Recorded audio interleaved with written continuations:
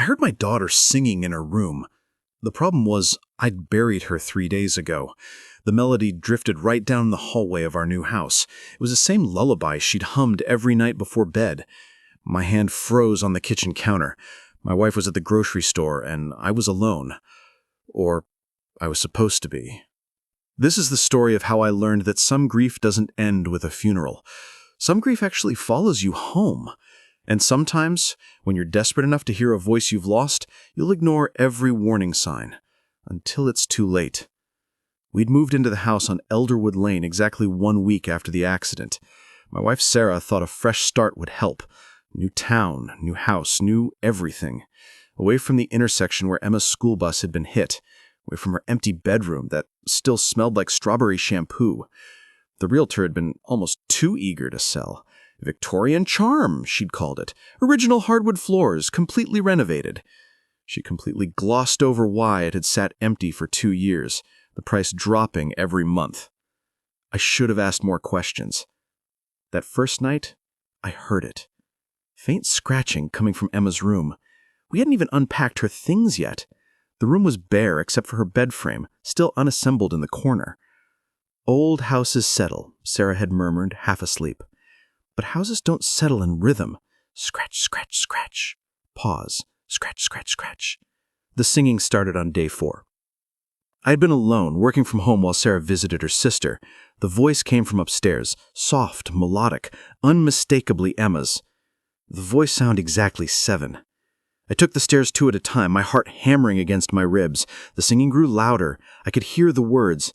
Lavender's blue, dilly dilly lavender's green, her favorite song, the one I'd sung to her every night for 7 years.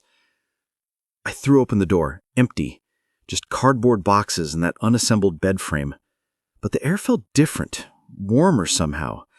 And there was that smell, strawberry shampoo. That night, I couldn't sleep.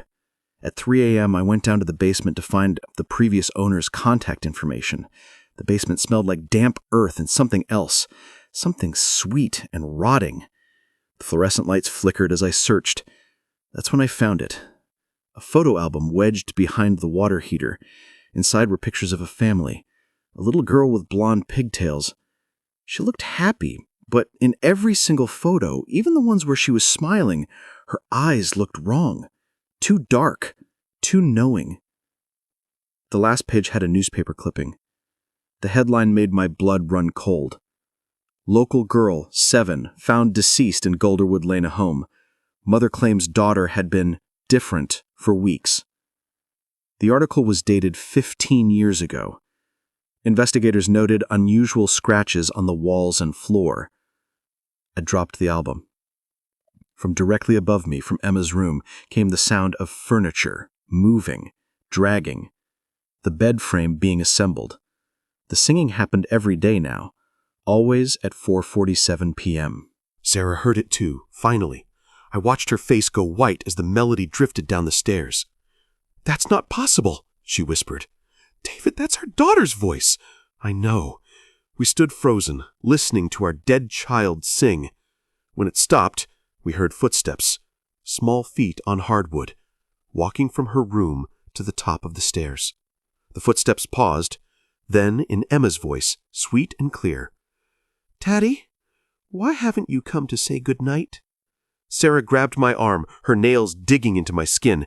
We stared at the staircase. Nothing there. Except houses don't call you Daddy. Mrs. Chen lived next door. I found her tending her garden the next morning, desperate for answers about the Morris family. Her pruning shears went still when I mentioned them. "You should leave that house," she said quietly. "Rebecca Morris was my friend. I watched her daughter change, watched that sweet little girl become something else. Lily drowned in their bathtub when she was 6. 3 days later, Rebecca heard her singing, just like you're hearing yours. My stomach dropped. The thing that came back, it wore Lily's face, had Lily's voice, but it wasn't Lily. It knew things it shouldn't know, and it wanted things. Other children, Mrs. Chen whispered. Rebecca's son, Tommy, disappeared 3 weeks later. They never found him. She grabbed my wrist. That house doesn't let go of children. It takes them, keeps them, and it uses whatever face it needs to lure them in. I spent that afternoon in the public library, digging through old records. Elderwood Lane had a history.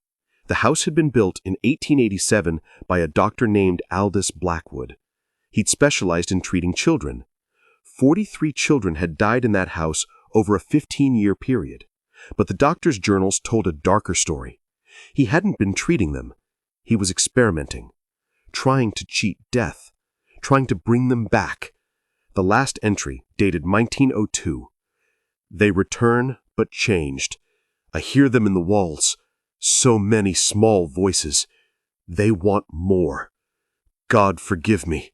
I've opened a door I cannot close. Dr. Blackwood had hanged himself in the basement the next day. The house had changed hands 17 times since then. 7 of those families had children who died or disappeared while living there, including the Morrises. I spent that afternoon digging through old records. The doctor's journals, preserved in the Historical Society, told a darker story. He hadn't been treating them. He'd been experimenting, trying to cheat death, trying to bring them back.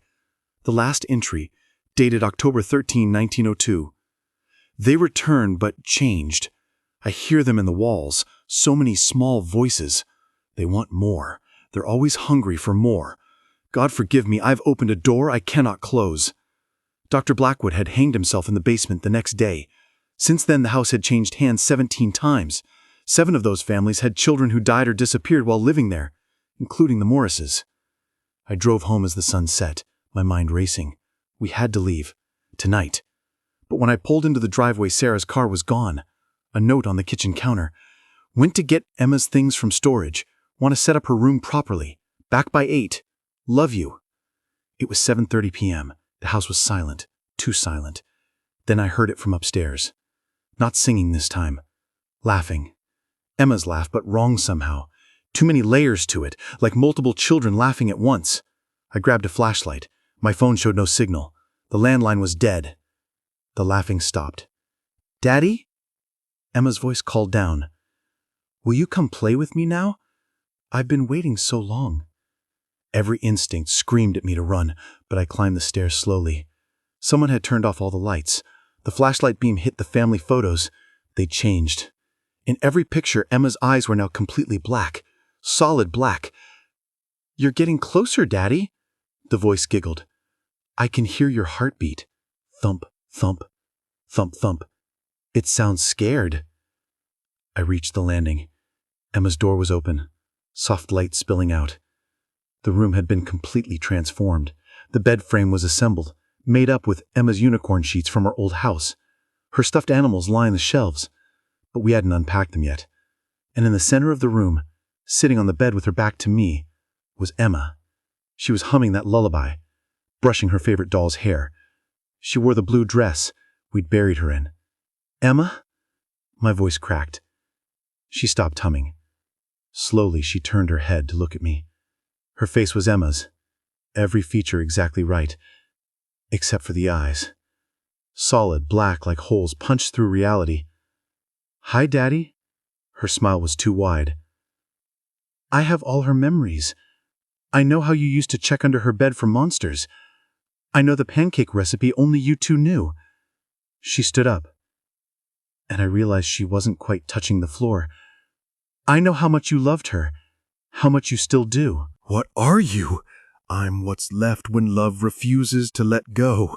She drifted closer, her feet dangling above the hardwood. This house has been feeding on that love for so long. Dr. Blackwood thought he was bringing them back, but he was just teaching the house how to wear their faces. Behind her, the walls began to move. No, there were things in the walls, small handprints pressing out from inside, dozens of them, as if children were trapped in the plaster.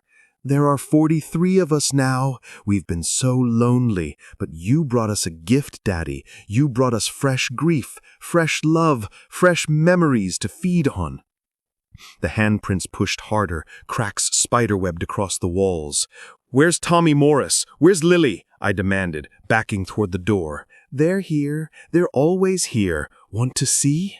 The walls split open. Children poured out, wrong children, with 2 wide smiles and black eyes. Some looked fresh, others were older, their clothes rotting. I recognized Lily Morris. She crawled on the ceiling, her neck bent backward. "We're all family now," they said in unison, their voices layered and echoing. I ran. They followed, their laughter filling the house like water filling a sinking ship. I made it to the first floor and sprinted for the front door. It wouldn't open, sealed itself. I ran to the window, tried to break it with a lamp. The glass didn't crack. It rippled like water, then went solid again. "Daddy's trying to leave, but Mommy's coming home soon, and we're so excited to meet her." Sarah. Oh God, Sarah was coming back. The basement door creaked open. Something was coming up from below. It sounded like wind through a cave full of bones. "Do you want to meet Dr. Blackwood, Daddy?" Emma appeared at the top of the stairs, surrounded by the other children. "He's gotten so good at wearing faces now. So many faces." The thing that emerged from the basement had Blackwood's clothes, but its head was a collage of all the children's faces, shifting and melting. "I perfected the process. Death is just another form of transformation. The house learned from me. Now it transforms grief into hunger, love into chains, memory into prison." The children moved closer. Emma stood in front of me, reaching up with long, sharp fingers. "We don't want to hurt you, Daddy. We want you to stay forever. Don't you love me anymore?" In the distance, I heard a car pulling into the driveway. Sarah was home.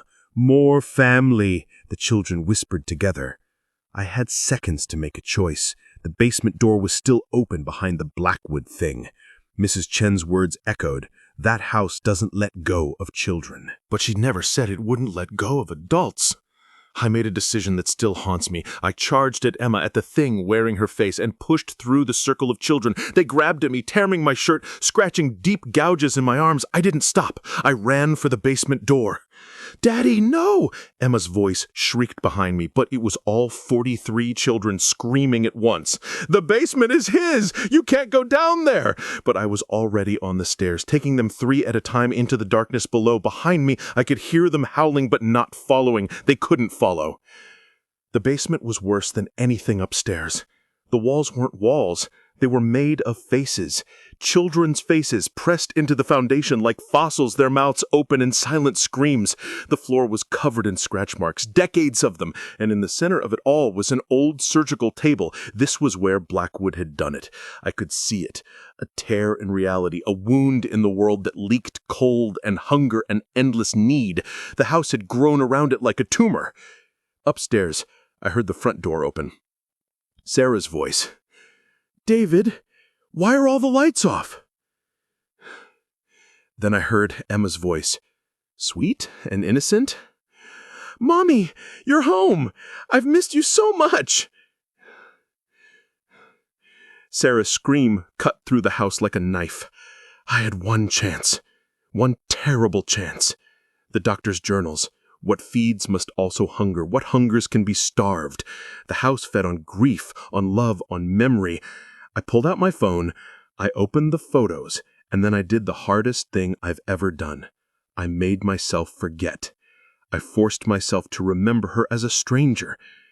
Just a child who'd lived and died, not my daughter, just someone else's tragedy.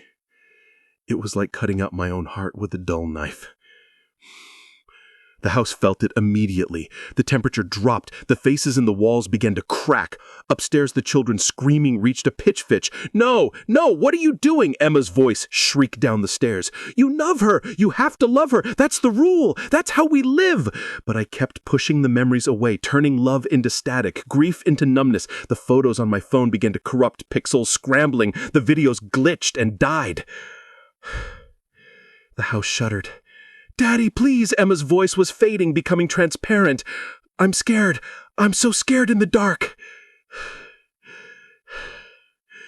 That almost broke me. But I knew that wasn't Emma. This was just the house using her voice to feed. I forced myself deeper into emotional nothing. No love, no grief, just emptiness. Where my daughter used to be. The basement lurched sideways. The surgical table collapsed in on itself. The faces in the walls were dissolving now, their screams becoming whispers, becoming silence. And then, finally, that wound in reality began to close. The house fought it! Oh, God, how it fought! The walls bled, the ceiling groaned, every board resisted, but the door was closing. It slammed shut with a sound like a scream cut off mid-breath. The silence that followed was absolute.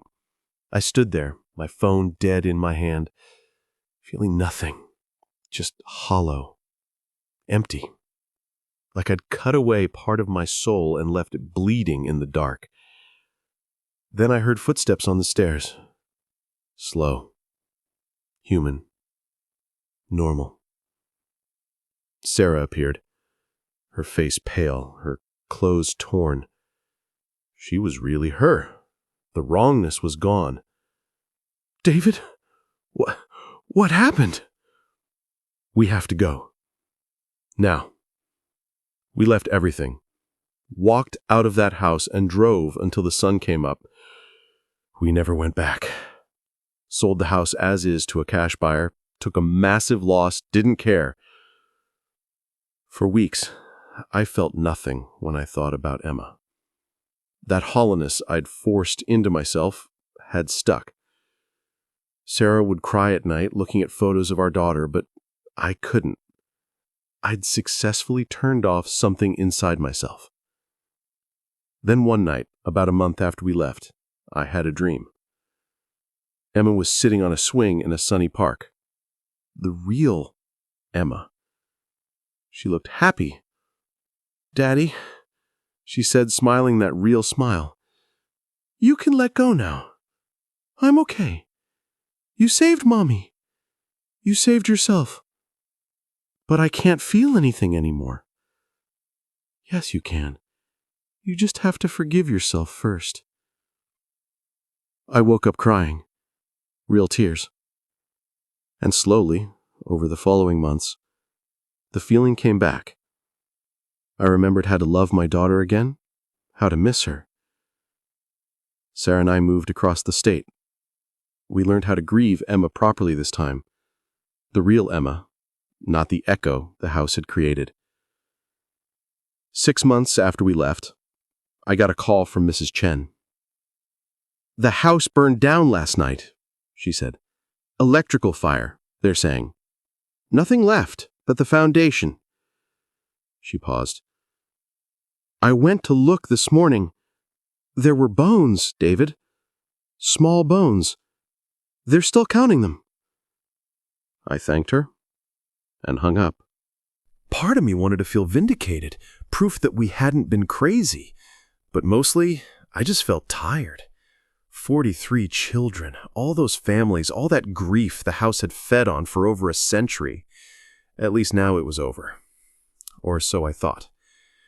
3 weeks ago, Sarah and I were eating dinner when her phone buzzed, a text from an unknown number.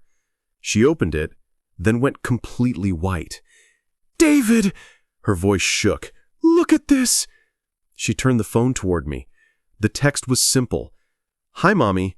My new house is so nice. Want to come visit?" Below it was a photo.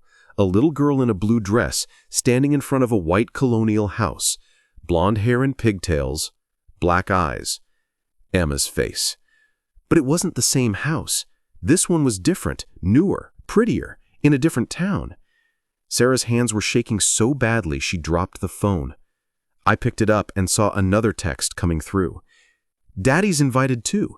We have so many new friends here. They're all waiting to meet you." Then another. "The house taught us something important. We don't need that old place anymore. We can go anywhere now. We can be anyone." Another. "See you soon. Heart." I blocked the number immediately, changed our numbers the next day. But 2 days later, Sarah got a friend request on Facebook from Emma Morris. The profile picture showed that same little girl, but now she was standing in front of a brick townhouse. Different location, same black eyes. We don't use social media anymore. We don't answer calls from unknown numbers. We moved again, didn't tell anyone where we were going. But last week, I was walking home from work when I passed an elementary school. It was dismissal time, and children were streaming out of the building, meeting their parents. I saw her in the crowd. Emma, or something wearing her face. She was holding hands with a woman I didn't recognize, a woman who smiled too wide and whose eyes didn't quite focus right. The little girl looked directly at me, smiled, and waved. Then she and the woman got into a car and drove away. I stood there on the sidewalk frozen. But I knew what was in that car. The house is gone, but what it created, what Dr. Blackwood created, is still out there. Still hungry, still learning. It's learned how to wear grief like a costume, how to move from family to family, feeding on love and loss. And I think it's spreading. Last night, I was doom-scrolling through local news and found a story, "Local mother reports daughter missing after child's funeral." The woman claims she could hear her daughter singing in their new house. Police suspected a mental breakdown from grief, but I knew better. I showed Sarah. She didn't say anything, just closed her laptop and went to bed. We don't talk about it anymore. But every time Sarah's phone buzzes, I see her flinch. Every time we pass a house with a for sale sign, I wonder if it's waiting. Every time I hear a child laughing, I have to stop myself from checking their eyes. 2 days ago, our landlord mentioned that the apartment next to ours just got rented. He said, "Nice family. They have a little girl, about 7 or 8. I'm sure you'll meet them soon." That night, through the wall, I heard singing. "Lavender's blue, dilly dilly lavender's green. When I am king, dilly dilly you shall be queen." Sarah heard it too. We looked at each other across the dinner table, and I saw the same terror in her eyes that I felt in my chest. We should move again. We should run. But where do you run when the thing hunting you can be anywhere? When it can wear any face? When it's learned that grief is everywhere, in every town, every city, every home where a parent has lost a child? The singing stopped. Then, from the apartment next door, a small voice called through the wall. "Hi, neighbors. Want to come play?" Sarah grabbed my hand across the table. Her palm was cold and sweating. We didn't answer. We haven't answered. But every night the singing starts again. And every night that voice asks us to come play. And every night it sounds a little more like Emma. The real Emma. The Emma I'm learning to love again. That's the cruelest part. I've spent months rebuilding my ability to grieve properly, to remember my daughter with love instead of that hollow nothing I forced on myself. And now this thing is using that against me. The more I heal, the more it has to feed on. Last night, the voice changed tactics. "Daddy," it called through the wall, "why won't you talk to me? Are you still mad about what happened? I'm sorry I scared you. I'm better now. I promise I'm better." Sarah was crying silently, her hand over her mouth. "I learned how to be more human. The house taught me so much, but I've learned even more since then. I know how to be a real daughter now. Isn't that what you wanted? Isn't that what all parents want?" I wanted to scream, wanted to tell it to shut up, to leave us alone, to stop using my daughter's voice. But I knew that's what it wanted, a reaction, an emotion, something to feed on. So we sat in silence, holding each other, while our dead daughter's voice promised to be better, promised to be real, promised to be everything we'd lost. When morning came, the apartment next door was empty. The landlord said the family had left suddenly, some kind of emergency. He seemed confused about it, but I know they didn't leave. They moved on, to another grieving family, another source of love and loss. And someday, when we've built up enough grief again, when Sarah and I have finally learned how to properly mourn our daughter, When our love for Emma is strong enough to feed on again, it will come back. It always comes back. I moved away from Elderwood Lane. I changed my number. I sold that cursed house. But sometimes I still get texts from my old number. Sometimes they're photos of Emma, or things wearing Emma's face standing in front of different houses in different towns. Sometimes they're just 3 words. Miss you, Daddy. And the worst part? The part that keeps me awake at night? Sometimes I text back. Not because I think it's really her. I know better than that now. But because typing, "I miss you too, sweetheart," is the only way I know how to grieve anymore. Even if I'm grieving to something that's feeding on that grief. Even if every message makes it stronger. Because what's the alternative? To stop loving her completely? To cut out that part of my heart again? I can't do that. I won't. So I text back, and I feed the thing that killed my daughter. And I hate myself for it. But at least I can still feel something. At least I can still love her, even if that love is being twisted into food for something hungry and dark. My phone just buzzed. I shouldn't look. But I will. I always do.